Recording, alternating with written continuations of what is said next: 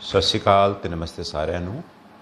ਮੈਂ ਤੁਹਾਡਾ ਆਪਣਾ ਡਾਕਟਰ ਰਾਜਵਿੰਦਰਪਾਲ ਸਿੰਘ, ENT ਸਪੈਸ਼ਲਿਸਟ, ਇੱਕ ਸਰਜਨ ਅਤੇ ਫਿਜ਼ੀਸ਼ੀਅਨ ਜੋ ਕਿ ਖਰੜ ਅਤੇ ਮੋਹਾਲੀ ਦੇ ਲੋਕਾਂ ਨੂੰ ਆਪਣੀ ਸੇਵਾਵਾਂ ਦੇ ਰਿਹਾ ਹਾਂ ਬਤੌਰ ਡਾਕਟਰ। ਸੋ ਪਹਿਲਾਂ ਤਾਂ ਜਿਵੇਂ ਮੈਂ ਪਹਿਲਾਂ ਵੀ ਤੁਹਾਨੂੰ ਕਹਿਣਾ ਕਿ ਇੱਕ ਵਾਰੀ ਤੁਹਾਡਾ ਤਹਿ ਦਿਲੋਂ ਧੰਨਵਾਦ ਹੈ ਕਿ ਜਿਹੜਾ ਵੀ ਵੀਡੀਓ ਮੈਂ ਤੁਹਾਡੇ ਲਈ ਪੇਸ਼ ਕਰ ਰਿਹਾ ਤੁਹਾਡੇ ਵੱਲੋਂ ਬਹੁਤ ਪ੍ਰਸ਼ੰਸਾ ਕੀਤੀ ਜਾ ਰਹੀ ਹੈ, ਬਹੁਤ ਵਧੀਆ ਕਮੈਂਟਸ ਆ ਰਹੇ ਨੇ, ਲੋਕਾਂ ਵੱਲੋਂ ਉਸ ਇਨਫੋਰਮੇਸ਼ਨ ਨੂੰ ਅਸੈਪਟ ਕੀਤਾ ਜਾ ਰਿਹਾ ਅਤੇ ਮੈਨੂੰ ਬਹੁਤ ਲੋਕਾਂ ਨੇ ਕਾਲ ਕਰਕੇ ਕਿਹਾ ਕਿ ਇਸ ਵੀਡੀਓ ਨਾਲ ਉਹਨਾਂ ਨੂੰ ਜਿਹੜੀ ਉਹਨਾਂ ਦੀ ਇਨਫੋਰਮੇਸ਼ਨ ਹੈ ਉਹਦੇ ਵਿੱਚ ਬਹੁਤ ਇਜ਼ਾਫਾ ਹੋਇਆ। ਸੋ ਧੰਨਵਾਦ ਤੁਹਾਡੇ ਸਾਰਿਆਂ ਦਾ ਫਿਰ ਤੋਂ। ਅਤੇ ਮੇਰੀ ਇਹੀ ਕੋਸ਼ਿਸ਼ ਹੈ ਕਿ ਮੈਂ ਬਤੌਰ ਡਾਕਟਰ ਤੁਹਾਨੂੰ ਕੁਛ ਜਿਹੜੀ ਜਾਣਕਾਰੀ ਹੈ ਉਹ ਪ੍ਰਦਾਨ ਕਰ ਸਕਾਂ। ਸੋ ਅੱਜ ਦਾ ਵਿਸ਼ਾ ਸ਼ੁਰੂ ਕਰਨ ਤੋਂ ਪਹਿਲਾਂ ਜਿਹੜੇ ਕੁਛ ਲੋਕ ਮੈਨੂੰ ਕੰਟੈਕਟ ਕਰ ਰਹੇ ਆ ਉਹਨਾਂ ਦੇ ਕੁਝ ਕੁਐਸਚਨਸ ਨੇ। ਬਹੁਤ ਲੋਕਾਂ ਨੇ ਮੈਨੂੰ ਪੁੱਛਿਆ ਵੀ ਡਾਕਟਰ ਸਾਹਿਬ ਤੁਸੀਂ ਕਿੱਥੇ ਆਪਣੀ ਸੇਵਾਵਾਂ ਦੇ ਰਹੇ ਹੋ, ਤੁਹਾਡਾ ਕਲੀਨਿਕ ਕਿੱਥੇ ਹੈ। ਤੋ ਮੈਂ ਆਪਣੀ ਜਿਹੜੀਆਂ ਸੇਵਾਵਾਂ ਨੇ ਜੀ ਉਹ ਖਰੜ ਅਤੇ ਮੋਹਾਲੀ ਦੇ ਲੋਕਾਂ ਨੂੰ ਦੇ ਰਿਹਾ ਹਾਂ। ਮੇਰਾ ਇੱਕ ਕਲੀਨਿਕ ਜਿਹੜਾ ਹੈ ਖਰੜ ਬਾਜ਼ਾਰ ਦੇ ਵਿੱਚ, ਖਰੜ ਅਤੇ ਲੰਡਰਾਂ ਵਾਲੀ ਰੋਡ 'ਤੇ, ਜਿੱਥੇ ਮੈਂ ਰੋਜ਼ ਸਵੇਰੇ 9:30 ਤੋਂ 12:30 ਵਜੇ ਲਾਕਡਾਊਨ ਦੇ ਕਾਰਨ 3 ਘੰਟੇ ਲਈ ਆਪਣੀ ਸੇਵਾ ਦੇ ਰਿਹਾ ਹੈਗਾ। ਅਤੇ ਉਹ ਜਿਹੜਾ ਕਲੀਨਿਕ ਹੈ ਉਹ ਕਲੀਨਿਕ ਗੁਰਦਾਸ ਮੋਟਰਸ, ਜਿੱਥੇ ਬਜਾਜ ਦੀ ਏਜੰਸੀ ਹੈਗੀ ਹੈ, ਉਹਦੇ ਨਾਲ ਹੀ ਲੋਕੇਟਡ ਹੈ। ਉਸ ਕਲੀਨਿਕ ਦਾ ਜਿਹੜਾ ਬੋਰਡ ਹੈ ਉੱਥੇ ਲੱਗਿਆ ਹੋਇਆ ਅਰੋੜਾ ਹੈਲਥ ਕੇਅਰ, ਔਰ ਉੱਥੇ ਹੀ ਮੇਰਾ ਬੋਰਡ ਜਿਹੜਾ ਹੈ ਡਾਕਟਰ ਰਾਜਵਿੰਦਰਪਾਲ ਸਿੰਘ ਦੇ ਨਾਂ ਦਾ ਲੱਗਿਆ ਹੋਇਆ ਹੈ। ਅਤੇ ਸ਼ਾਮ ਨੂੰ ਜੇ ਤੁਸੀਂ ਚਾਹੁੰਦੇ ਹੋ ਕੋਈ ਐਮਰਜੈਂਸੀ ਹੈ ਤਾਂ ਸ਼ਾਮ ਨੂੰ ਜਿਹੜੀ ਸੈਕਿੰਡ ਕਲੀਨਿਕ ਦੀ ਸਰਵਿਸ ਹੈ ਉਹ 5 ਤੋਂ 7 ਮੈਂ ਦੇ ਰਿਹਾ ਹੈਗਾ। ਉਹ ਕਲੀਨਿਕ ਜਿਹੜਾ ਹੈ ਮੇਰੇ ਰੈਜ਼ੀਡੈਂਸ 'ਤੇ ਲੋਕੇਟਡ ਹੈ, ਉੱਥੇ ਜਿਹੜਾ ਕਿ ਸੈਕਟਰ 117 TDI ਸਿਟੀ ਨਜ਼ਦੀਕ ਏਅਰਪੋਰਟ ਰੋਡ ਹੈ। ਸੋ ਇਹ ਦੋਵੇਂ ਥਾਵਾਂ 'ਤੇ ਤੁਸੀਂ ਮੈਨੂੰ ਮਿਲ ਕੇ ਮੇਰੀਆਂ ਸੇਵਾਵਾਂ ਲੈ ਸਕਦੇ ਹੋ। ਅਤੇ ਸੈਕਿੰਡ ਚੈਨਲ ਜਿਵੇਂ ਮੈਂ ਤੁਹਾਨੂੰ ਦੱਸਿਆ ਸੀ ਅੱਗੇ ਵੀ ਕਿ ਔਨਲਾਈਨ ਕੰਸਲਟੇਸ਼ਨ ਤੁਸੀਂ ਮੈਨੂੰ ਕਾਲ ਕਰਕੇ ਸਵੇਰੇ 10 ਵਜੇ ਤੋਂ ਲੈ ਕੇ ਸ਼ਾਮ ਨੂੰ 7 ਵਜੇ ਤੱਕ ਅਤੇ ਇੱਕ ਵੀਡੀਓ ਕਾਲ ਰਾਹੀਂ ਜਾਂ ਫੋਨ ਕਾਲ ਰਾਹੀਂ ਮੇਰੇ ਨਾਲ ਗੱਲਬਾਤ ਕਰ ਸਕਦੇ ਹੋ ਅਤੇ ਕੋਈ ਸੋਲਿਊਸ਼ਨ ਲੈ ਸਕਦੇ ਹੋ ਜੇ ਤੁਸੀਂ ਕਰਫਿਊ ਕਰਕੇ ਜਾਂ ਲਾਕਡਾਊਨ ਕਰਕੇ ਨਹੀਂ ਆ ਪਾ ਰਹੇ। ਸੋ ਅੱਜ ਦੇ ਵਿਸ਼ੇ ਬਾਰੇ ਗੱਲ ਕਰਦੇ ਹਾਂ ਜੀ। ਅੱਜ ਦਾ ਵਿਸ਼ਾ ਜਿਹੜਾ ਹੈਗਾ ਚੱਕਰ ਆਉਣਾ, ਜਿਹਨੂੰ ਅਸੀਂ ਵਰਟਾਈਗੋ ਜਾਂ ਕਈ ਲੋਕ ਡਿਜ਼ੀਨੈਸ ਕਹਿ ਦਿੰਦੇ ਆ। ਸੋ ਵਰਟਾਈਗੋ ਇੱਕ ਬਹੁਤ ਹੀ ਕਾਮਨ ਪ੍ਰੋਬਲਮ ਹੈ ਜਿਹੜੀ ਕਿ ਐਜ਼ ENT ਡਾਕਟਰ ਸਾਨੂੰ ਆਪਣੇ OPD 'ਚ ਦੇਖਣ ਨੂੰ ਮਿਲਦੀ ਹੈ। ਸੋ ਪੇਸ਼ੈਂਟ ਦੀਆਂ ਨੋਰਮਲ ਕੰਪਲੇਂਟਸ ਕੀ ਹੁੰਦੀਆਂ ਹਨ ਅਤੇ ਪੇਸ਼ੈਂਟ ਦੀਆਂ ਨੋਰਮਲ ਕੰਪਲੇਂਟਸ ਇਹ ਹੁੰਦੀਆਂ ਹਨ, ਉਹ ਕਹਿੰਦਾ ਜੀ ਮੈਨੂੰ ਚੱਕਰ ਆ ਰਿਹਾ ਹੈ, ਧਰਤੀ ਘੁੰਮ ਰਹੀ ਹੈ, ਸਾਰਾ ਉੱਪਰ ਥੱਲੇ ਹੋ ਗਿਆ, ਮੈਨੂੰ ਘਬਰਾਹਟ ਹੋ ਰਹੀ ਹੈ, ਮੈਨੂੰ ਮੇਰੇ ਗੋਡੇ ਕੰਬ ਰਹੇ ਨੇ ਅਤੇ ਜਿਸ ਟਾਈਮ ਇਹ ਹੁੰਦਾ ਮੈਨੂੰ ਸਮਝ ਨਹੀਂ ਆਉਂਦਾ ਕੀ ਹੋ ਰਿਹਾ, ਅੱਖਾਂ ਅੱਗੇ ਹਨੇਰਾ ਆ ਰਿਹਾ। ਸੋ ਇਹ ਇੱਕ ਬੜੀ ਕਾਮਨ ਫਾਈਂਡਿੰਗ ਹੈ ਜਿਹੜੀ ਸਾਨੂੰ ENT ਡਾਕਟਰਸ ਨੂੰ ਟਰੀਟ ਕਰਨੀ ਪੈਂਦੀ ਹੈ। ਸੋ ਇਹਦੇ ਬਾਰੇ ਮੈਂ ਚਾਨਣਾ ਪਾਉਣਾ ਚਾਹੂੰਗਾ। ਸੋ ਵਰਟਾਈਗੋ ਦੇ ਜਿਹੜੇ ਕਾਰਨ ਨੇ ਜੀ ਉਹ ਜ਼ਿਆਦਾਤਰ ਹੁੰਦੇ ਆ 2 ਤਰ੍ਹਾਂ ਦੇ। ਇੱਕ ਤਾਂ ਰਿਲੇਟਡ ਹੁੰਦੇ ਆ ਜਿਹੜੇ ਕੰਨ ਦੇ ਨਾਲ ਰਿਲੇਟਡ ਹੁੰਦੇ ਆ, ਔਰ ਦੂਸਰੇ ਰਿਲੇਟਡ ਹੁੰਦੇ ਆ ਜਿਹਨੂੰ ਆਪਾਂ ਕਹਿੰਦੇ ਸੈਂਟਰਲ ਨਰਵਸ ਸਿਸਟਮ। ਸੋ ਜਿਹੜੇ ਕੰਨ ਨਾਲ ਰਿਲੇਟਡ ਹੁੰਦੇ ਆ ਉਹਨਾਂ ਨੂੰ ਅਸੀਂ ਕਹਿੰਦੇ ਹਾਂ ਪੈਰੀਫਰਲ ਕਾਜ਼ਸ, ਅਤੇ ਜਿਹੜੇ ਰਿਲੇਟਡ ਹੁੰਦੇ ਆ ਇਹਦੇ ਨਾਲ ਦਿਮਾਗ ਦੇ ਨਾਲ ਉਹਨੂੰ ਅਸੀਂ ਕਹਿੰਦੇ ਹੈਗੇ ਸੈਂਟਰਲ ਕਾਜ਼ਸ। ਸੋ ਆਪਾਂ ਪਹਿਲਾਂ ਕੰਨ ਦੇ ਨਾਲ ਰਿਲੇਟਡ ਜਿਹੜੇ ਕਾਜ਼ਸ ਦੀ ਗੱਲ ਕਰਾਂਗੇ ਉਹ ਹੈ ਪੈਰੀਫਰਲ ਕਾਜ਼ਸ।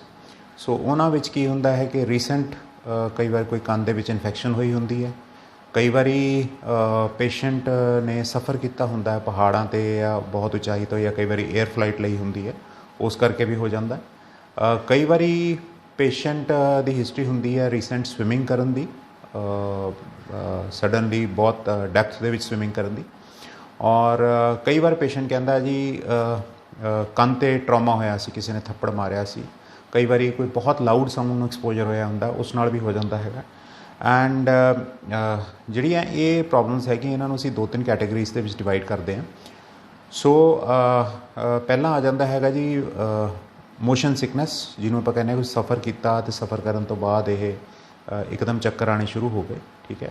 ਦੂਸਰੀ ਕੈਟੇਗਰੀ ਆ ਜਾਂਦੀ ਹੈ ਕਿ ਪੇਸ਼ੈਂਟ ਇੱਕ ਸਪੈਸੀਫਿਕ ਪੋਜੀਸ਼ਨ 'ਚ ਹੁੰਦਾ, ਜਦੋਂ ਸਿਰ ਨੂੰ ਇੱਕ ਸਪੈਸੀਫਿਕ ਪੋਜੀਸ਼ਨ 'ਚ ਰੱਖਦਾ ਤਾਂ ਜਿਵੇਂ ਸੁੱਤਾ ਹੈ ਅਤੇ ਇੱਕਦਮ ਉੱਠਦਾ ਹੈ ਅਤੇ ਸਿਰ ਨੂੰ ਇੱਕ ਸਪੈਸੀਫਿਕ ਪੋਜੀਸ਼ਨ 'ਚ ਰੱਖਦਾ, ਉਸ ਪੋਜੀਸ਼ਨ 'ਚ ਉਹਨੂੰ ਚੱਕਰ ਆਉਂਦੇ, ਜਿਹੜੀ ਕਿ ਕਾਮਨ ਫਾਈਂਡਿੰਗ ਹੈ ਔਰ 50 ਸਾਲ ਤੋਂ ਉੱਪਰ ਦੇ ਲੋਕਾਂ 'ਚ ਬਹੁਤ ਪਾਈ ਜਾਂਦੀ ਹੈ। ਇਹਨੂੰ ਅਸੀਂ BPPV ਬਿਨਾਈਨ ਪੈਰੋਕਸਿਸਮਲ ਪੋਜੀਸ਼ਨਲ ਵਰਟਾਈਗੋ ਕਹਿੰਦੇ ਹਾਂ। ਇੱਕ ਖਾਸ ਪੋਜੀਸ਼ਨ ਦੇ ਵਿੱਚ ਹੁੰਦਾ ਹੈ ਅਤੇ ਇਹਦੇ ਵਿੱਚ ਕਰੈਕਟਰਿਸਟਿਕ ਇਹ ਹੁੰਦਾ ਹੈ ਕਿ ਜਦੋਂ ਸਿਰ ਇੱਕ ਖਾਸ ਪੋਜੀਸ਼ਨ 'ਚ ਰੱਖਿਆ ਜਾਂਦਾ ਹੈ ਤਾਂ ਉਹਦੇ ਵਿਦਿਨ 30 to 40 ਸੈਕਿੰਡਸ ਦੇ ਸ਼ੁਰੂ ਹੋ ਜਾਂਦਾ ਹੈ ਅਤੇ ਇਹਦੀ ਜਿਹੜੀ ਚੱਕਰ ਦੀ ਡਿਊਰੇਸ਼ਨ ਹੈ 60 ਸੈਕਿੰਡ ਤੋਂ ਵੱਧ ਨਹੀਂ ਹੁੰਦੀ।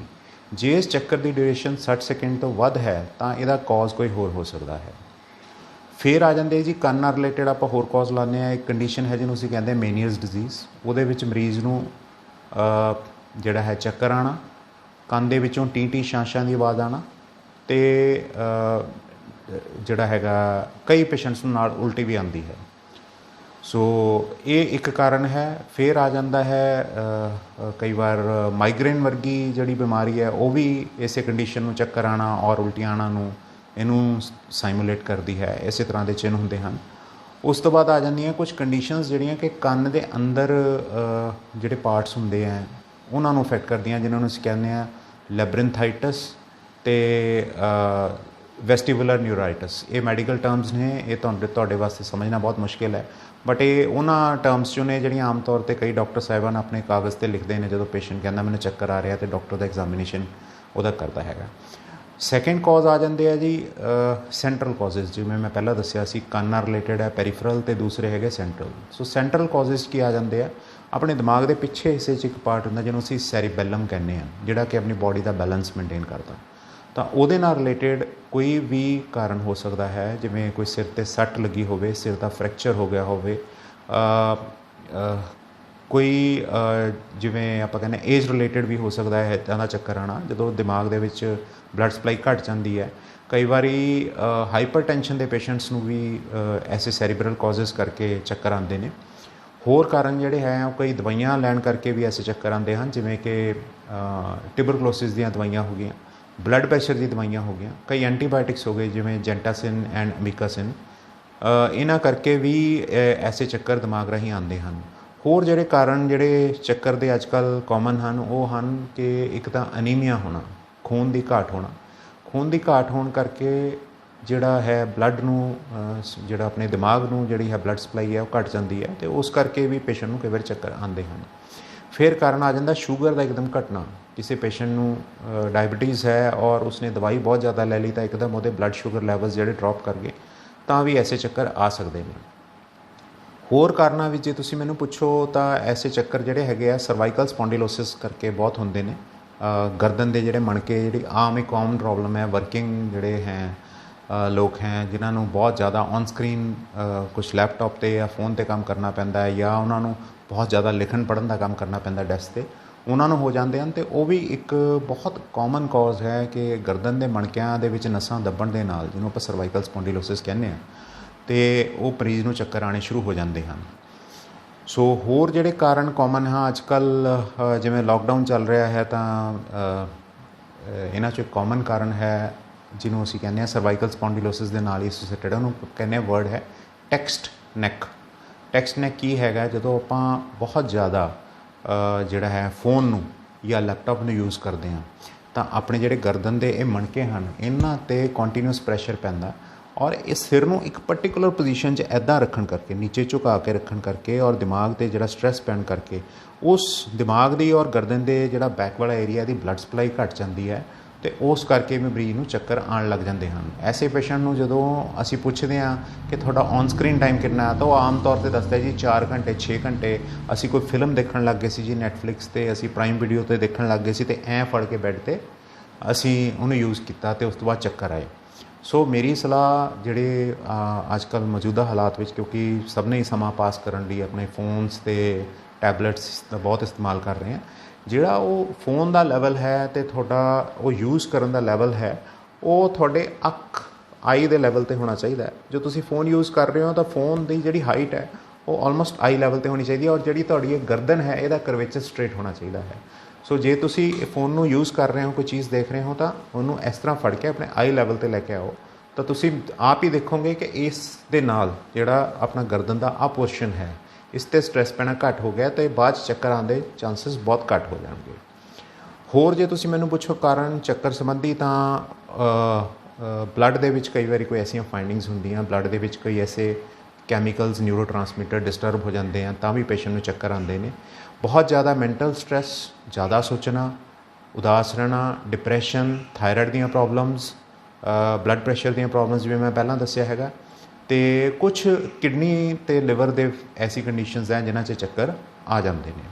ਸੋ ਜਦੋਂ ਇੱਕ ਪੇਸ਼ੈਂਟ ਚੱਕਰ ਦਾ ਆਉਂਦਾ ਹੈ ਤਾਂ ਕਦੇ ਵੀ ਇਸ ਤਰ੍ਹਾਂ ਨਹੀਂ ਸੋਚਿਆ ਜਾਂਦਾ ਵੀ ਇਹਨੂੰ ਕੰਨ ਦੀ ਪ੍ਰੋਬਲਮ ਕਰਕੇ ਚੱਕਰ ਆ ਰਹੇ ਹਨ। ਉਹਨੂੰ ਹਰ ਤਰੀਕੇ ਨਾਲ ENT ਸਪੈਸ਼ਲਿਸਟ ਨੂੰ ਜਿਹੜਾ ਹੈ ਅਸੈਸ ਕਰਨਾ ਪੈਂਦਾ ਹੈ। ਅਸੈਸਮੈਂਟ ਦੇ ਵਿੱਚ ਜਿਹੜਾ ਹੈਗਾ ਕੰਪਲੀਟ ਜਿਹੜਾ ਹੈ ENT ਦਾ ਚੈੱਕਅਪ ਹੋ ਗਿਆ, ਉਹਦਾ ਬਲੱਡ ਪ੍ਰੈਸ਼ਰ ਹੋ ਗਿਆ, ਔਰ ਉਹਦੇ ਕੰਨ ਦੇ ਪਰਦੇ ਦਾ ਨਿਰੀਖਣ ਵੀ ਕੰਨ ਦੇ ਵਿੱਚ ਕੋਈ ਐਸਾ ਕਾਰਨ ਤਾਂ ਨਹੀਂ ਹੈ ਜਿਹਨੂੰ ਚੱਕਰ ਆ ਰਹੇ ਹਨ, ਕੋਈ ਸਰਵਾਈਕਲ ਦੇ ਕਾਰਨ, ਉਹਦਾ ਬਲੱਡ ਪ੍ਰੈਸ਼ਰ, ਉਹਦਾ ਕੰਪਲੀਟ ਜਿਹੜਾ ਹੈ ਬਲੱਡ ਟੈਸਟ ਕਰਵਾਏ ਜਾਂਦੇ ਹਨ ਕਿ ਬਲੱਡ 'ਚ ਕੋਈ ਐਸਾ ਨੁਕਸ ਤਾਂ ਨਹੀਂ ਵੀ ਖੂਨ ਦੇ ਵਿੱਚ ਕੋਈ ਐਸਾ ਨੁਕਸ ਹੈ ਕਿ ਖੂਨ ਦਾ ਦੌਰਾ ਘੱਟ ਗਿਆ ਤਾਂ ਕਰਕੇ ਚੱਕਰ ਆ ਰਹੇ ਹਨ।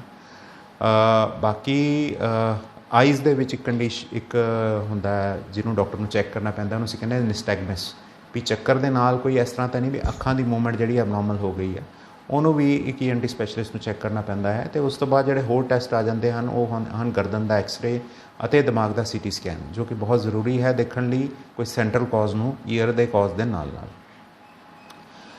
ਹੁਣ ਆ ਜਾਂਦਾ ਜੀ ਚੱਕਰਾਂ ਦਾ ਜਿਹੜਾ ਹੈ ਇਹ ਇਲਾਜ ਕੀ ਹੈਗਾ। ਇਲਾਜ ਹੈ ਜੀ ਪਹਿਲਾਂ ਤਾਂ ਮੈਡੀਕਲ ਟਰੀਟਮੈਂਟ ਆ ਜਾਂਦਾ, ਜੋ ਕਿ ਹਰ ਇੱਕ ਡਾਕਟਰ ਦੀ ਪਹਿਲੀ ਕੋਸ਼ਿਸ਼ ਰਹਿੰਦੀ ਹੈ। ਮੈਡੀਕਲ ਟਰੀਟਮੈਂਟ ਦੇ ਵਿੱਚ ਕੁਛ ਐਸੀਆਂ ਦਵਾਈਆਂ ਜਿਹੜੀਆਂ ਕਿ ਕੰਨ ਦੇ ਉਸ ਪੋਰਸ਼ਨ ਨੂੰ ਜਿਹਨੂੰ ਅਸੀਂ ਲੈਬਰਿੰਥ ਕਹਿੰਦੇ ਹਾਂ ਅਤੇ ਜਿਹੜਾ ਵੈਸਟੀਬਿਊਲ ਕਹਿੰਦੇ ਹਾਂ, ਉਹਨਾਂ ਦਾ ਦੌਰਾ ਵਧਾਉਣ ਲਈ ਹਨ ਅਤੇ ਚੱਕਰ ਨੂੰ ਰੋਕਣ ਲਈ ਉਹ ਦਿੰਦੇ ਹਾਂ। ਅਤੇ ਨਾਲ ਹੀ ਕੋਈ ਜਿਹੜਾ ਕੋਈ ਅੰਡਰਲਾਈਨ ਕਾਜ਼ ਹੈ, ਜਿਵੇਂ ਕੰਨ ਦੇ ਵਿੱਚ ਮਿਡਲ ਈਅਰ ਦੀ ਕੋਈ ਇਨਫੈਕਸ਼ਨ ਹੈ ਜਾਂ ਇਨਰ ਈਅਰ ਦੀ ਕੋਈ ਇਨਫੈਕਸ਼ਨ ਹੈ ਜਾਂ ਕੋਈ ਪੁਰਾਣੀ ਪਰਫੋਰੇਸ਼ਨ ਹੈ, ਉਸ ਨੂੰ ਵੀ ਚੈੱਕ ਕੀਤਾ ਜਾਂਦਾ ਹੈ ਅਤੇ ਉਹਨੂੰ ਅਕੋਰਡਿੰਗਲੀ ਨਾਲ ਹੀ ਟਰੀਟ ਕੀਤਾ ਜਾਂਦਾ ਹੈ। ਜਿਹੜੇ ਕੋਈ ਵੀ finding blood test, CT scan ਜਾਂ ਐਕਸਰੇ ਦੇ ਵਿੱਚ ਆਉਂਦੀ ਹੈ, ਉਹਨੂੰ ਵੀ ਨਾਲ ਕਿਉਰ ਕੀਤਾ ਜਾਂਦਾ ਹੈ। ਅਤੇ ਲਾਸਟ ਦੇ ਵਿੱਚ ਪੇਸ਼ੈਂਟ ਦਾ ਅਸੀਂ ਕਈ ਵਾਰੀ ਜਿਹੜਾ ਹੈ ਹੀਅਰਿੰਗ ਟੈਸਟ ਵੀ ਕਈ ਵਾਰੀ ਕਰਵਾਉਂਦੇ ਹਾਂ, ਜੇ ਨਾਲ ਕੋਈ ਟਿਨੀਟਸ ਜਿਹਨੂੰ ਕਹਿੰਦੇ ਰਿੰਗਿੰਗ ਸੈਂਸੇਸ਼ਨ ਨਾਲ ਕੰਨ ਦੇ ਵਿੱਚ ਹੁੰਦੀ ਹੈ, ਉਹ ਵੀ ਕਰਵਾਉਂਦੇ ਹਾਂ। ਅਤੇ ਲਾਸਟ ਦੇ ਵਿੱਚ ਆ ਜਾਂਦੀ ਹੈ ਜਦੋਂ ਕੋਈ ਵੀ ਆਪਸ਼ਨ ਨਹੀਂ ਕੰਮ ਕਰਦੀ ਤਾਂ ਅਸੀਂ ਸਰਜੀਕਲ ਜਿਹੜੀ ਹੈ ਆਪਸ਼ਨ ਉਹਦੇ ਵੱਲ ਚੱਲਦੇ ਹਨ। ਤਾਂ ਸਰਜੀਕਲ ਆਪਸ਼ਨਸ ਦੇ ਵਿੱਚ 2-3 ਪ੍ਰੋਸੀਜਰ ਹਨ ਜਿਹੜੇ ਆਮ ਤੌਰ 'ਤੇ ENT ਦੇ ਡਾਕਟਰ ਕਰਦੇ ਹਨ। ਤਾਂ ਉਹਨਾਂ ਵਿੱਚ ਇੱਕ ਇਹ ਆ ਜਾਂਦਾ ਹੈਗਾ ਜਿਵੇਂ ਮੇਨੀਅਰਸ ਡਿਜ਼ੀਜ਼ ਹੈ ਤਾਂ ਅਸੀਂ ਉਸ ਏਰੀਆ ਦਾ ਡੀਕੰਪਰੈਸ਼ਨ ਕਰਦੇ ਹਾਂ। ਅਤੇ ਸੈਕਿੰਡ ਆ ਜਾਂਦਾ ਹੈ ਲੈਬਰਿੰਥੈਕਟਮੀ। ਤਾਂ ਐਸੇ ਪ੍ਰੋਸੀਜਰ ਪਰ ਇਹ ਬਹੁਤ ਰੇਅਰ ਹਨ ਜਦੋਂ ਮੈਡੀਕਲ ਟਰੀਟਮੈਂਟ ਨੂੰ ਪੇਸ਼ੈਂਟ ਰਿਸਪੌਂਡ ਨਹੀਂ ਕਰਦਾ, ਇੱਕ ਸਪੈਸੀਫਿਕ ਕਾਜ਼ ਕੰਨ ਦੇ ਨਾਲ ਹੀ ਰਿਲੇਟਡ ਹੁੰਦਾ ਹੈ ਤਾਂ ਸਰਜਰੀ ਦੀ ਆਪਸ਼ਨ ਨੂੰ ਰੱਖਿਆ ਜਾਂਦਾ ਹੈ। ਸੋ ਜਿਹੜਾ ਚੱਕਰ ਆਉਣਾ ਇਹਨੂੰ ਤੁਸੀਂ ਲਾਈਟਲੀ ਨਾ ਲਓ। ਕਦੇ ਵੀ ਤੁਹਾਨੂੰ ਚੱਕਰ ਆਉਂਦਾ ਹੈ, ਆਪਣੇ ਨਜ਼ਦੀਕ ਜਿਹੜੇ ਵੀ ਤੁਹਾਡੇ ਕੰਨ ਗਲੇ ਦੇ ਮਾਹਰ ਅਤੇ ENT ਸਪੈਸ਼ਲਿਸਟ ਡਾਕਟਰ ਹਨ ਉਹਨਾਂ ਕੋਲ ਤੁਸੀਂ ਜਾਓ, ਉਹਨਾਂ ਕੋਲ ਤੁਸੀਂ ਆਪਣਾ ਮੁਆਇਨਾ ਕਰਾਓ ਅਤੇ ਜਿਹੜੀ ਦਵਾਈ ਹੈ ਇਹਨੂੰ ਸ਼ੁਰੂ ਦੇ ਵਿੱਚ ਹੀ ਲੈ ਕੇ ਇਹਨੂੰ ਕਾਜ਼ ਨੂੰ ਜਿਹੜਾ ਹੈ ਅੱਗੇ ਵਧਣ ਤੋਂ ਰੋਕਿਆ ਜਾਵੇ। ਤਾਂ ਫਿਰ ਲਾਸਟ ਦੇ ਵਿੱਚ ਵੀਡੀਓ ਦੇ ਵਿੱਚ ਮੈਂ ਇਹੀ ਕਹਿਣਾ ਚਾਹੂੰਗਾ ਕਿ ਤੁਹਾਡੀ ਕੋਈ ਐਸੀ ਵਰਟੀਗੋ ਬਾਰੇ ਕੋਈ ਵੀ ਕੁਐਰੀ ਹੈ ਤਾਂ ਤੁਸੀਂ ਮੈਨੂੰ ਕੰਟੈਕਟ ਕਰ ਸਕਦੇ ਹੋ। ਪ੍ਰੈਫਰੇਬਲੀ ਇੱਕ WhatsApp 'ਤੇ ਮੈਸੇਜ ਡਰੋਪ ਕਰੋ ਔਰ ਮਿਲਣ ਲਈ ਸਮਾਂ ਲਓ। ਜੇ ਤੁਸੀਂ ਨਹੀਂ ਆ ਸਕਦੇ ਲੋਕਡਾਊਨ ਕਰਕੇ ਜਾਂ ਕਰਫਿਊ ਕਰਕੇ ਤੁਹਾਨੂੰ ਦਿੱਕਤ ਹੈ ਆਉਣ ਲਈ, ਤਾਂ ਤੁਸੀਂ ਮੇਰੇ ਨਾਲ ਔਨਲਾਈਨ ਕੰਸਲਟੇਸ਼ਨ ਵੀ ਕਰ ਸਕਦੇ ਹੋ। ਧੰਨਵਾਦ ਜੀ।